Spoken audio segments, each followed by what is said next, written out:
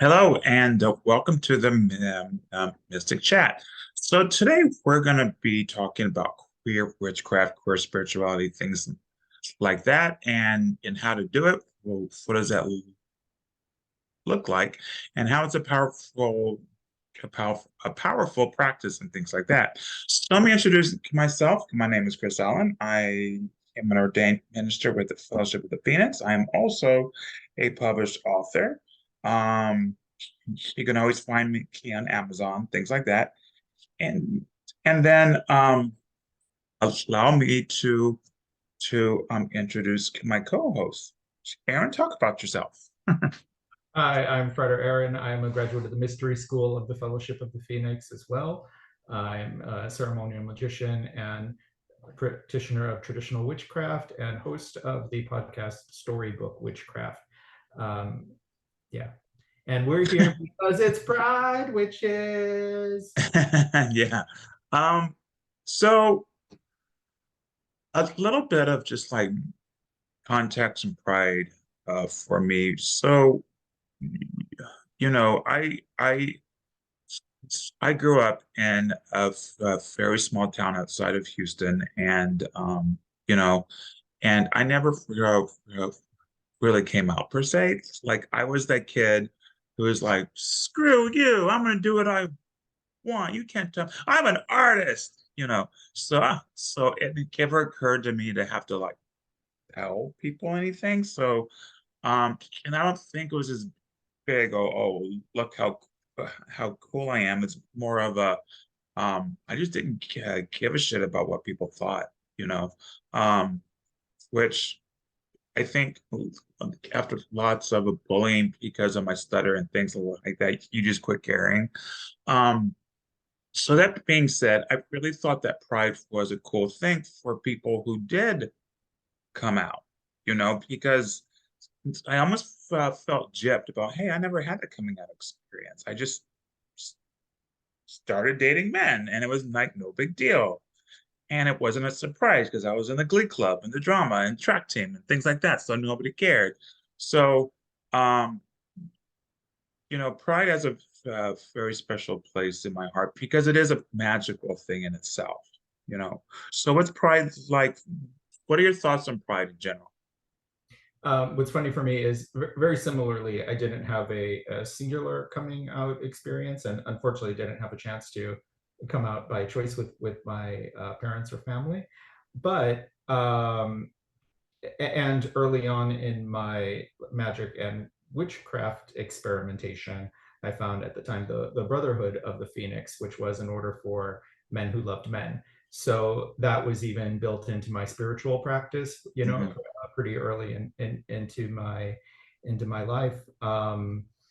And as a small business owner, actually, in the like 2012 or so to like 2017, I started to appreciate it more because it was a chance to, even as the business, to be flamboyant and loud and proud and all of those things. And I had a very queer staff and coworkers, and so it was a great chance for us all to be celebratory, and I've appreciated it even more since then.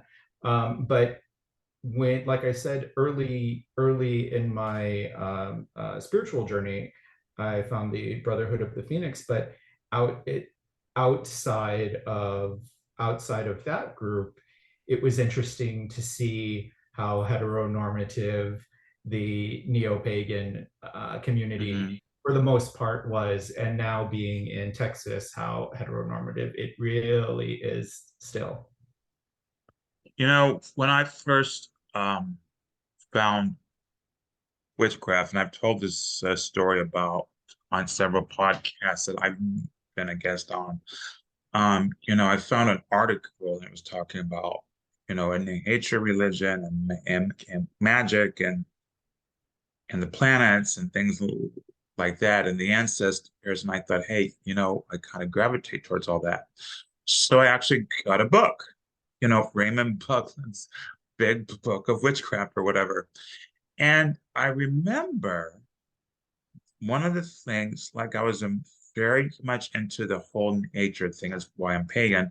But one of the things that I thought was life-changing is that it talked about how in witchcraft, gay, LGBTQIA queer are accepted and can accept it into a religion. I thought that was really cool, and I was and I'm over it now. But at the time, I remember having such animosity towards Christianity because I was like, wait a minute, it's only you, it's only the patriarchy that does this. Down with the patriarchy. And here I am, like 16 or 17 years old, all free, like, where's my bring down the patriarchy flag and where can I protest?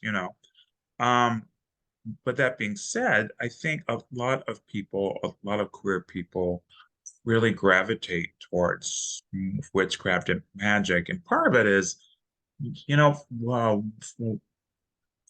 I keep hearing, had a lot of people come because they're trying to reclaim power that they've lost. And I think I thought that too. I don't necessarily think that anymore. I think that could be part of it. But I think a lot of it is that people are like, hey, you know what? I can be myself and pagan and do fun things. Um, but so like I think queerness and we witchcraft go hand in hand. You know, what do you think about queerness and witchcraft together? I think it's inherent in the idea of witchcraft being heretical and outside the Mm. norm of mainstream community. Mm. Um, so for me, and we were talking a little before the show started about how um a lot of people now are trying to find their own way and trying to find their own path and things that works for them. And for me, I'm like the crazier the the better it is. Do your own thing, have fun. Um, but how does a person who's like either first starting or maybe an experienced person who wants to to a to queer their magic, what does that look like? Um, for me, the first thing I do is I look to the queer mythology.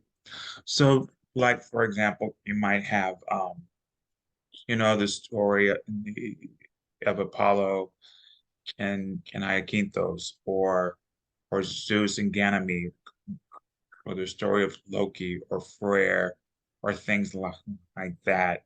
Um, then going from there, um, learning about the queer ancestors.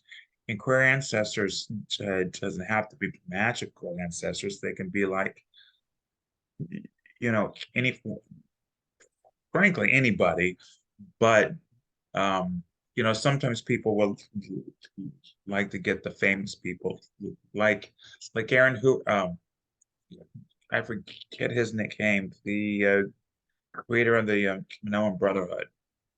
Who's that? Eddie Basinski. Yeah, do you know anything about that history, really? Eddie Businski was so I'm not Minoan, but I know he was initially interested in being initiated into Wicca, and he was seeking down another kind of gay Wiccan trailblazer, Leo Martello, um, and Leo Martello did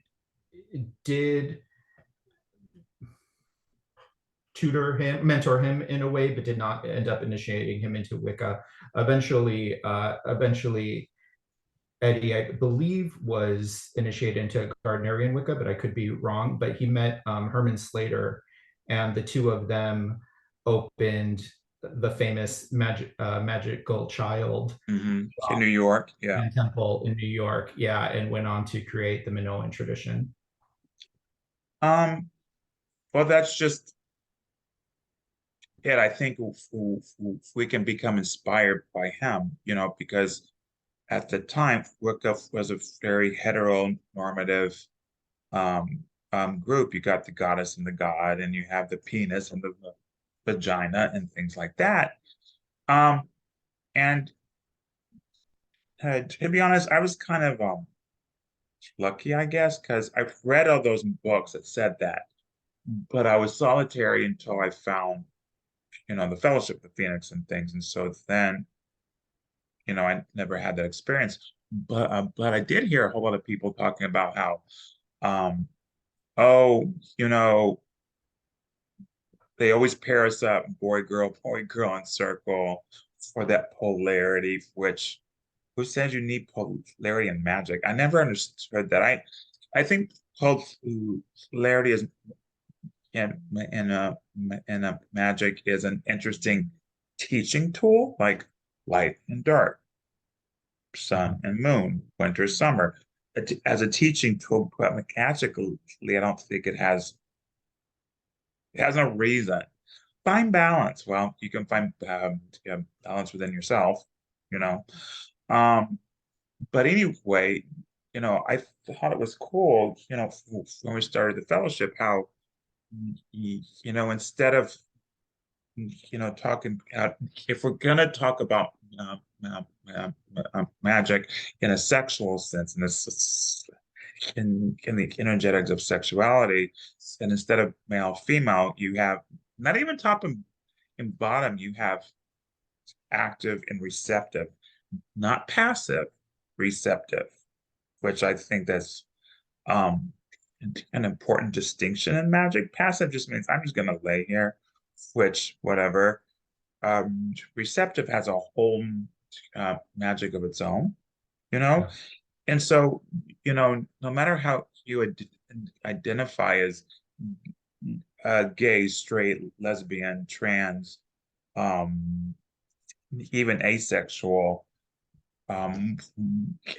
however you see the whatever energy that you bring forth, um, and I think those concepts kind of help better. So instead of male female, it's active receptive, you know. And then well, I guess I want to ask you what does queer witchcraft look like for you? Yeah. Um, for the idea of queer witchcraft, again, for me, includes breaking our cultural assumptions Mm, as a main part of it. And as you were talking about, looking into our history and our mythology, a big part of that, unfortunately, includes reading between the lines and understanding that a lot of these assumptions are just semantics, uh-huh. right? Because a lot of these myths have been retold, and early philosophy has been retold under the assumption of Christian authors and translators coming from like a patriarchal and heteronormative bias. And I hope that's not too flowery, but sometimes you have to read between the lines to get back to what the earlier meanings meant, because they've quite blatantly been covered up or rewritten. Do you have an Um, example to show us Sure. for our So new people? Ganymede not being Oh yeah. just a cupbearer, but the paramour, right? Achilles likely being the boyfriend of Patroclus, not just the best friend. And when you look Uh, at like early writings, the terms used clearly were lover, Erostes, and boyfriend. So things like that. But now, in depending on the translations, we were given in school growing up, and most of the mainstream ones, it may not be obvious that these sources do make up our past and our mythology. um, and then continuing with this idea of breaking the bounds and assumptions of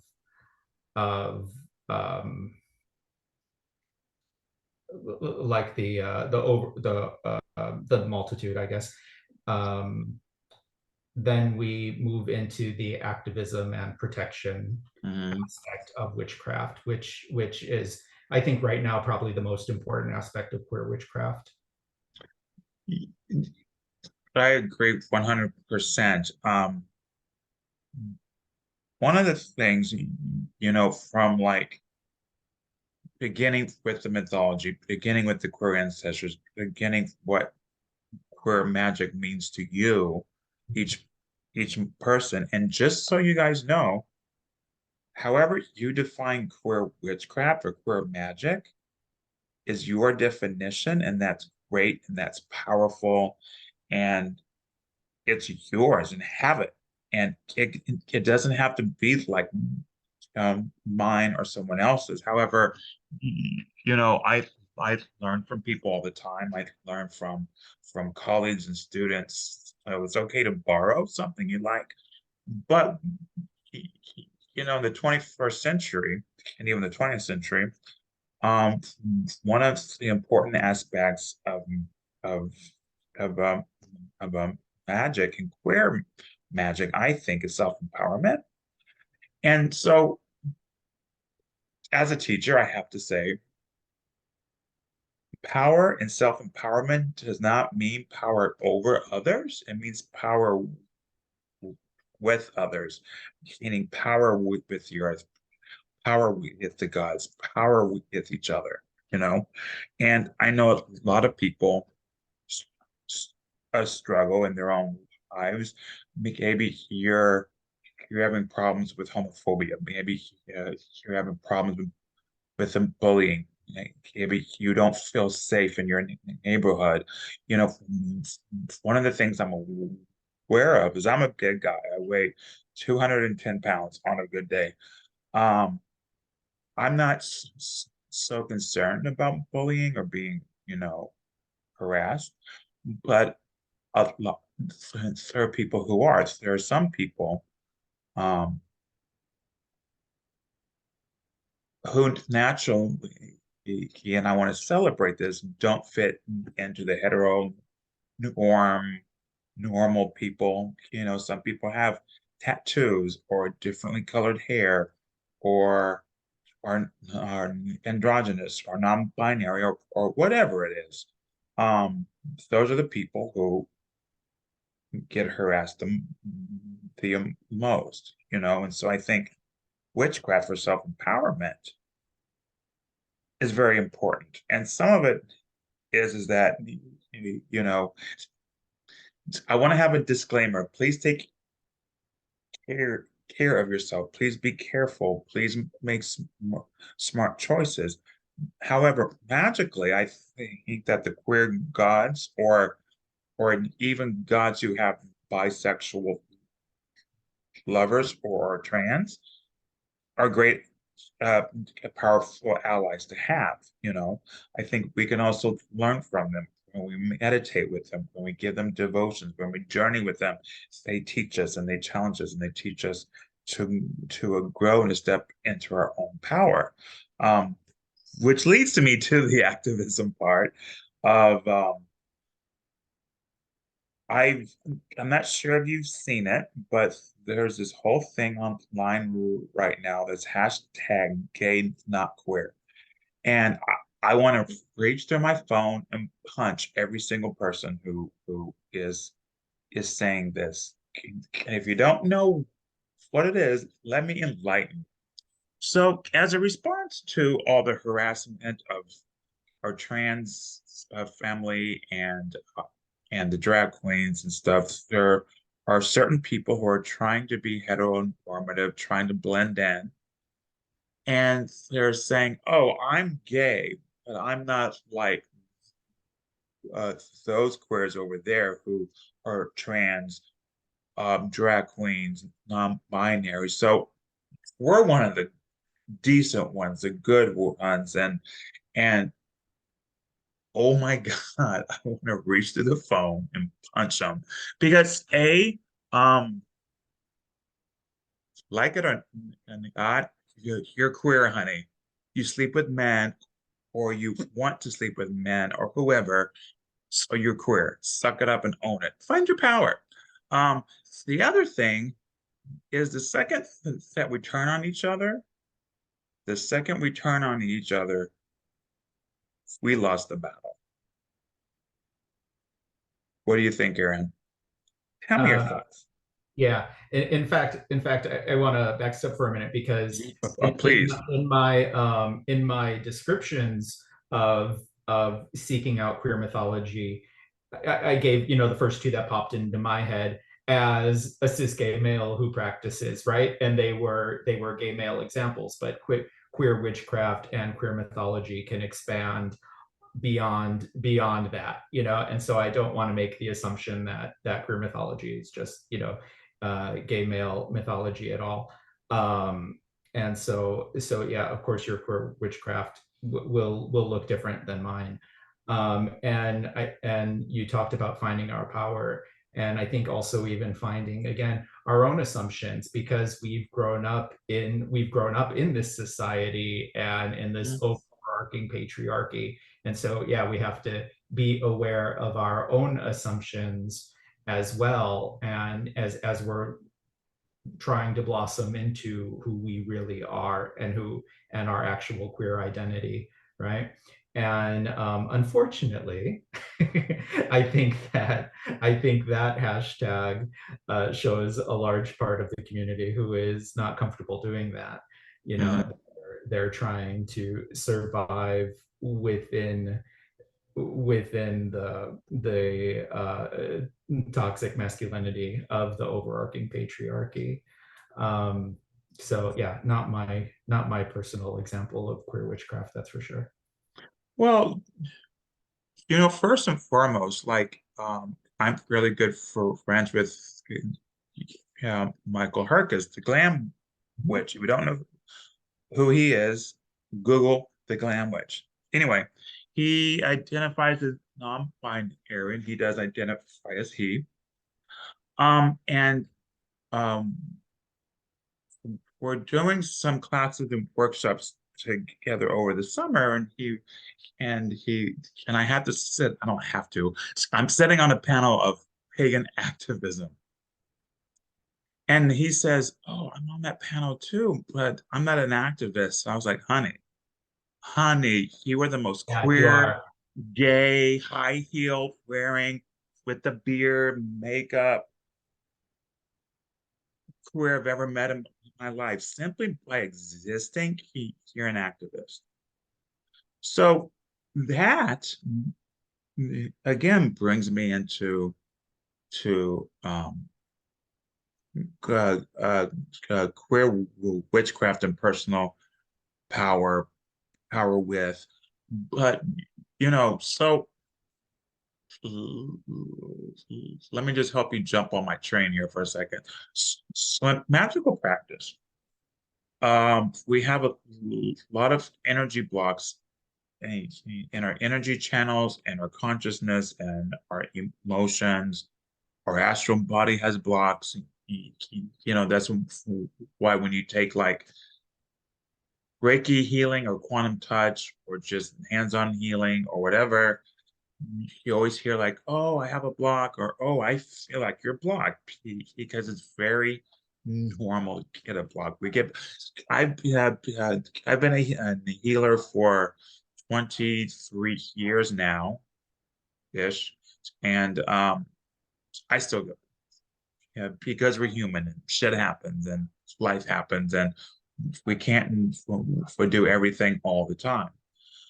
Um, but when you are living your truth, when you are conjuring the queer gods, when you are doing spells that have a queer slant to it, whatever that means. Maybe you use a penis candle or a vagina candle, or maybe you do the 7 day uh, candles that have a rainbow on it, or whatever it is, or splash of glitter. um, you're rebelling against the patriarchy. You're rebelling against oppression. You are saying to the universe, I have power over myself. The oppressors do not have power over me. When you do stuff like that, you are mentally, emotionally, actually spiritually releasing spiritual blocks. And when you release a block, spiritual power and magic and energy can flow in easier. It just flows within you. That's why the most powerful witches out there are pretty balanced, you know. Um, the powerful people I know have a well well-rounded life. However, well-rounded is well-rounded for you. So if as long as you're paying your bills and you're happy, and that's all you need. You can find uh, you find balance that way. But even if you're in a place to where you say, I don't feel comfortable being my authentic self, is because I live in the place that I could have physical harm happen to me. Even if you do your queer magic at home in private, you're making change because you're putting it out that there in the universe. You're also working on your own consciousness and your own energy blocks and things like that. So, um, I'm one of those people that I don't brag about my witchcraft. I don't, and I would never introduce myself as a witch. I'm a witch. I just don't. I am, but I don't introduce myself that way. The reason is because people, unless I'm at a magical gathering, people aren't going they aren't going to get it anyway. And I think a lot of times, yes, we should reclaim our power, reclaim titles and things, but I don't want to waste my energy on people who just aren't going to get it. That being said, by coming out in your queerness, it's not about them, it's about you. Especially if you're the type of hey, can you hear that helicopter outside my house? There's a helicopter. It's like, oh my God. I lost my train of thought. But anyway, it's a helicopter disturbed. Um, but anyway, you know, so those are the ways I look at like queer power, queer things, stuff like that. Um, what other thoughts, Aaron, do you have about that?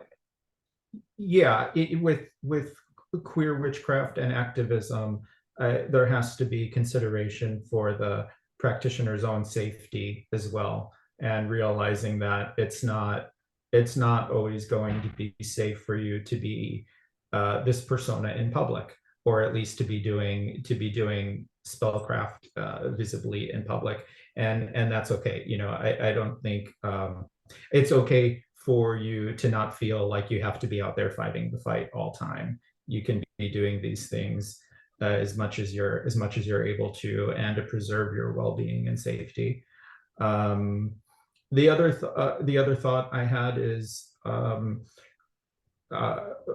supporting other queer crafters, Hmm. creators, authors, and I'm happy to post a list of just a handful of the current like recent queer magic and witchcraft titles in the chat or something. If you could.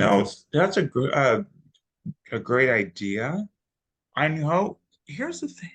think so, and maybe it's just because of circles like I'm in. I know tons of gay witches. I don't know, and I also know a ton of bisexual female witches. I don't know many lesbian witches. I know lots of trans witches, like ton, but I don't know. And I'm trying to think. Do you Well, know yeah. any? I mean, like personally, where I talk to them regularly, no. Yeah. But part of that is, I think it's not. Well, so for example, Rachel Pollack, who wrote the seminal 78 Degrees of Wisdom, like was, it's like a tarot Bible, I think, for Yeah, art she's trans rituals. though, right? See, I did not know that part, Yeah.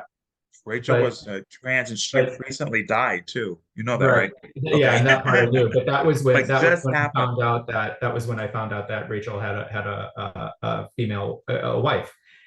So then and I was like, oh, she's she's on our team.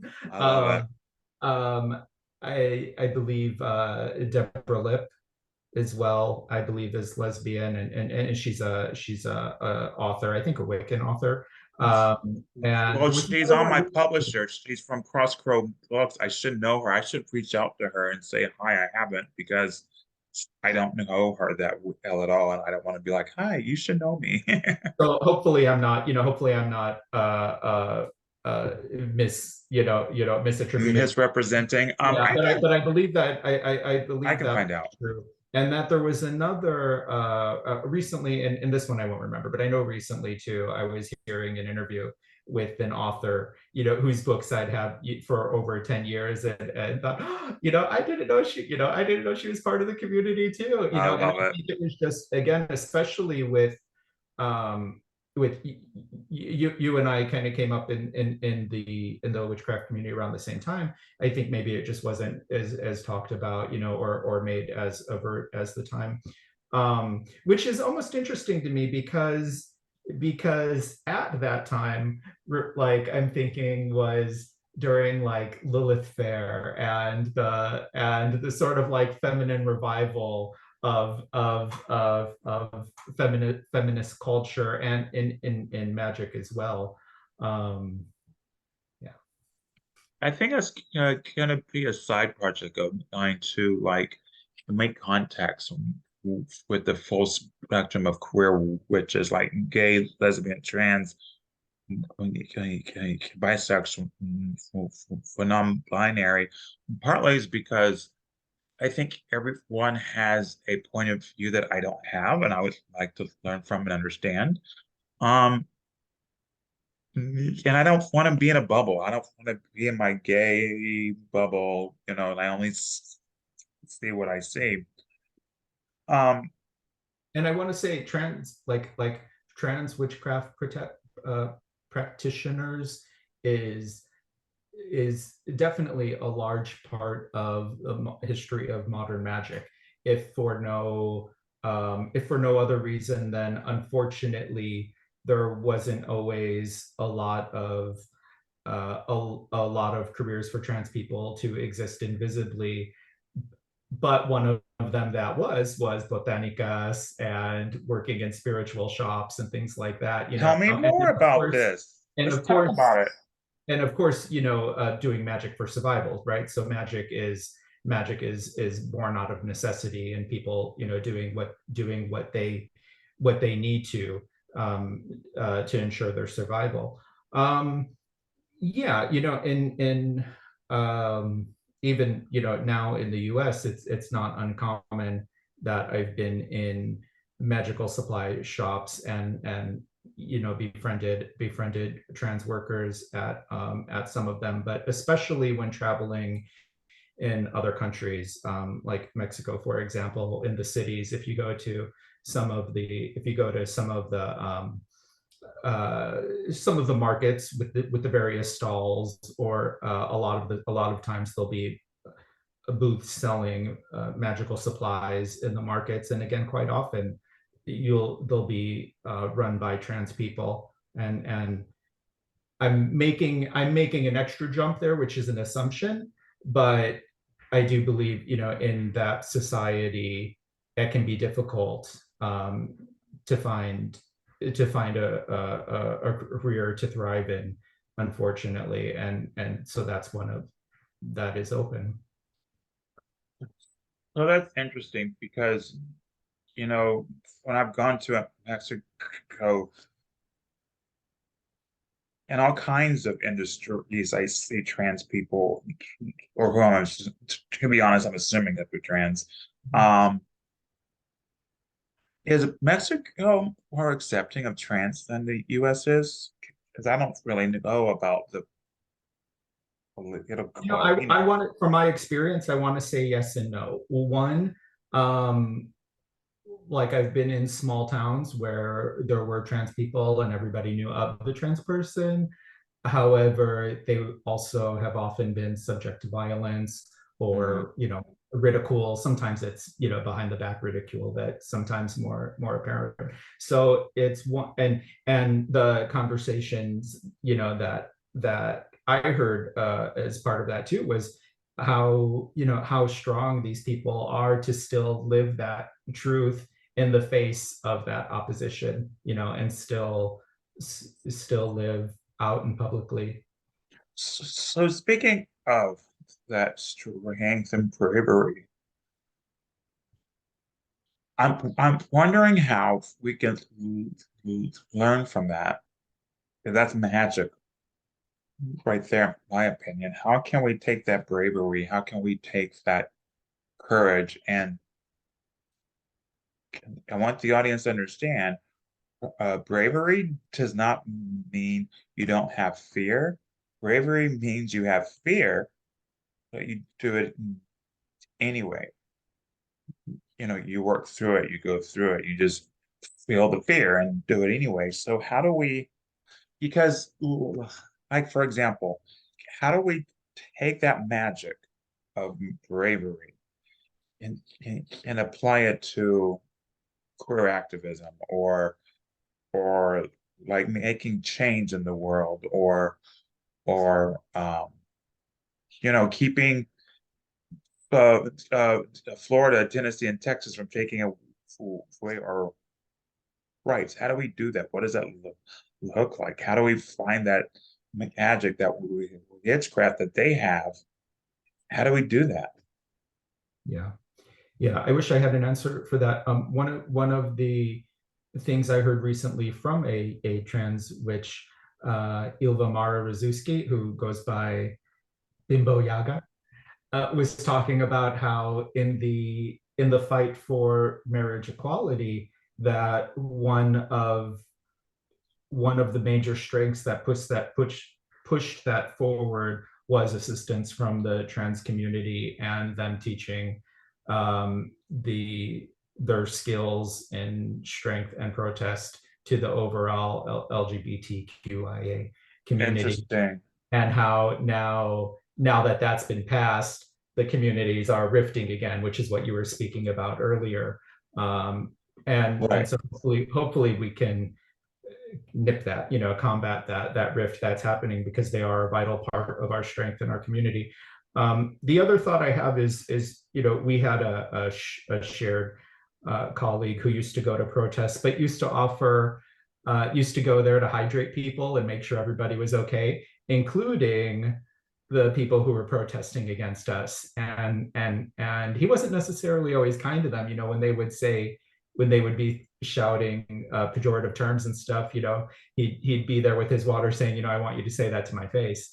Um, and and that, I mean, that sounds incredibly difficult, but it also sounds like the model of getting people used to us as human beings and existing in the neighborhoods, me here in a small town in Texas, things like that, getting people used to us, and that we're not um, demons, publicly at least. You know, that reminds me of like safety in groups. And Mhm. I think again, it goes in both ways. When we have a lot of people like ourselves as a queer community plus our allies, and we're out here, we're out there, we're making change, and the conservatives, they get used to us. They just that they do. On the flip side, when you have a whole lot of hateful conservatives together, I think that hate feeds on each other, and it just gets more powerful. You know, it's kind of like validation. Well, I hate them. Well, you hate them too. Oh, so we're right. You know. Um, so in the last minutes that we have, taking all of this, how do you think, um, what does queer witchcraft look like? What does it, um, where is it going? How does a person take the things we talked about and do something with them? What does that look like? Right. Well, I think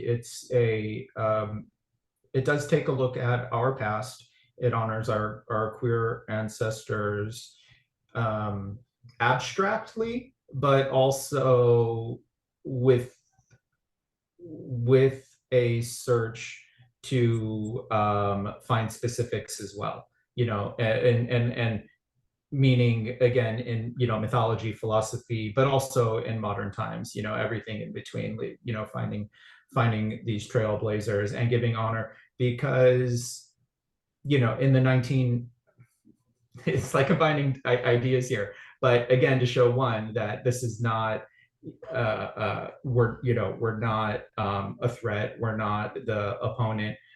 In the 1920s and 30s, um, um, gender as a binary was already being challenged, and gender corrective services were already being offered in Germany, and then World War II happened, and Right. all that research was burned, right? And so it sent us back. Um, so doing our research to again to discover things like that it's not like, oh, this is something new, because I think that's an assumption, this is something new, and it's not. Shamans, Neolithic times probably were non-binary. And this again is me making some assumptions, but spiritual healers often have been known to be That's queer, right. of the That's community. So again, this is not something new. This is part of our heritage and our power. And so I think that is a mantle to be carried into our witchcraft. Now, the next part is, to some people, this might be a devotional, religious.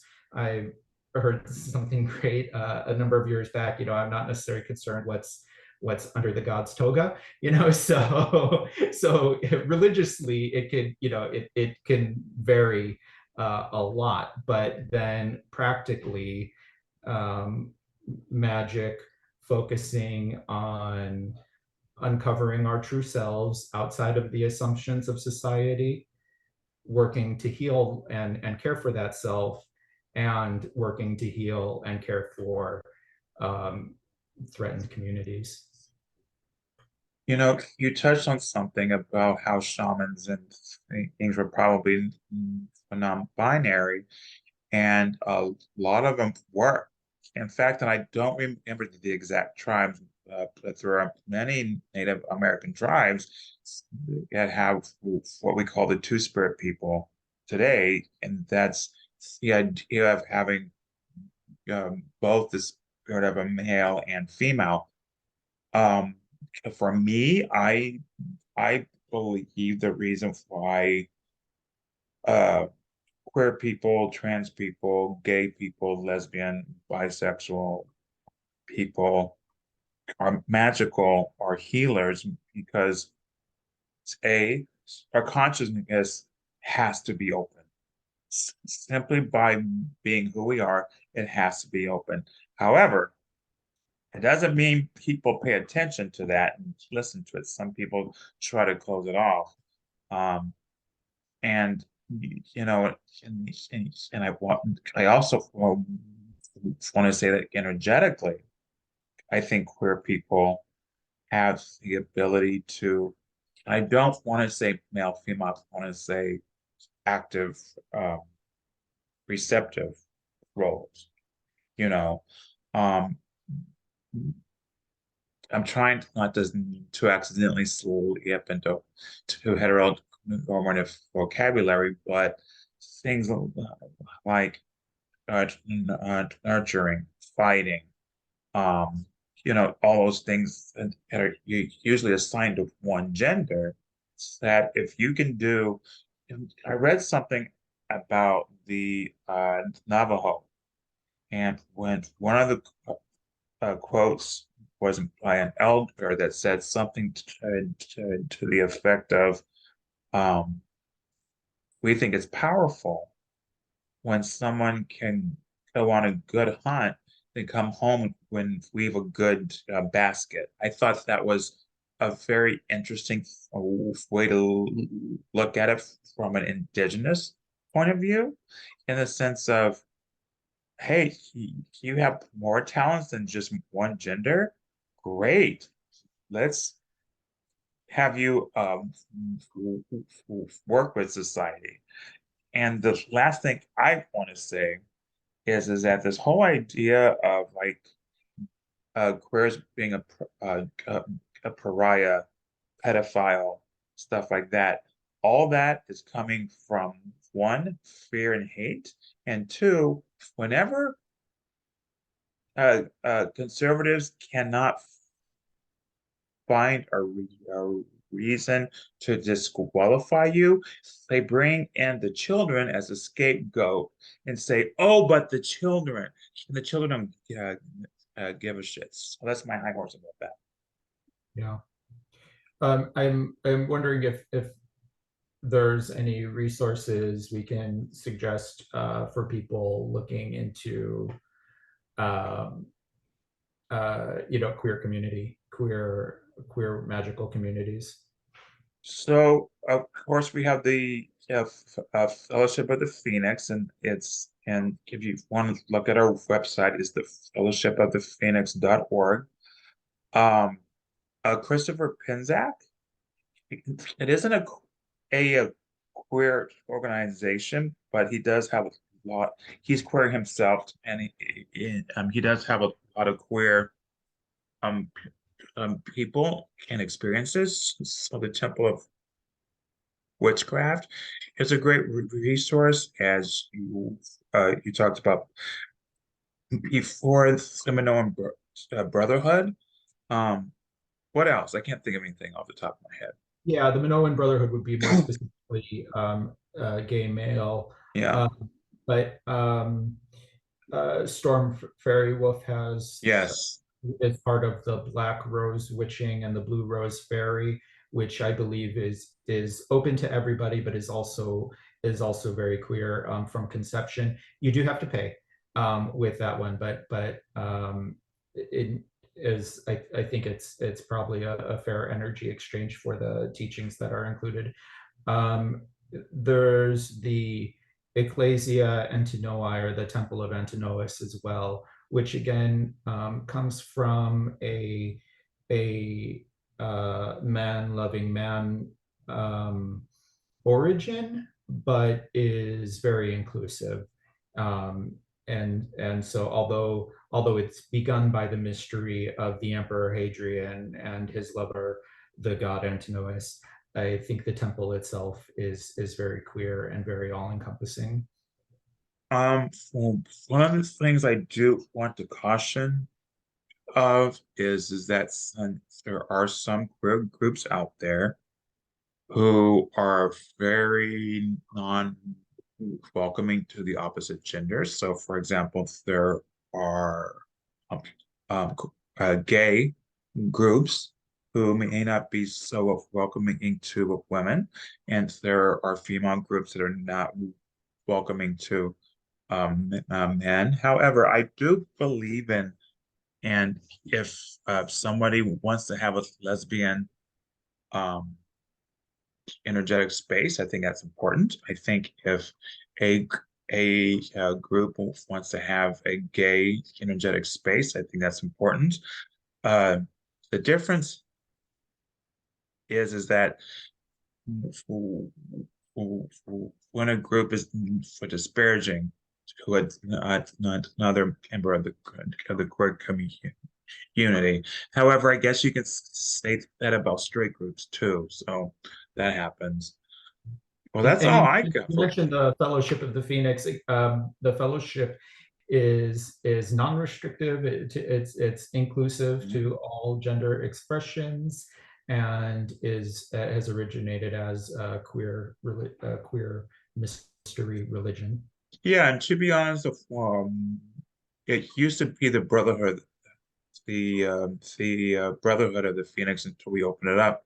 But one of the things I like about it now is that if you identify as queer, no one is gonna ask you a whole lot of questions just to make sure. So if you are queer or you are questioning or you identify as queer in any way, we will welcome you with open arms. Yeah, this isn't one